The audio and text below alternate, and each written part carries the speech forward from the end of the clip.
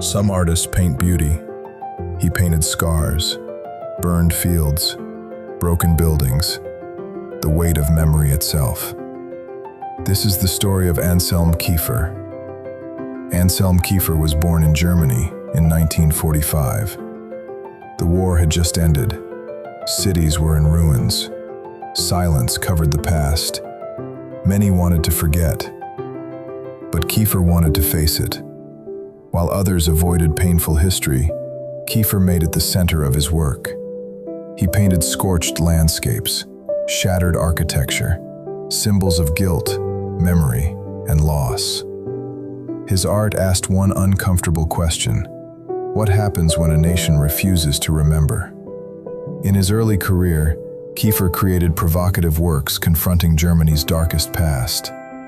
Some were outraged, some misunderstood him, but others saw courage. He wasn't glorifying history, he was exposing it. Then his work grew larger: massive canvases, lead books, towering installations.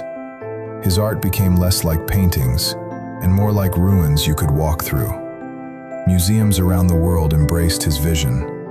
Kiefer became one of the most important contemporary artists alive, not because he made people comfortable, but because he made them think. From post-war rubble to global galleries, Anselm Kiefer proved that art can do more than decorate walls. It can carry memory. Thank you for your time. Subscribe.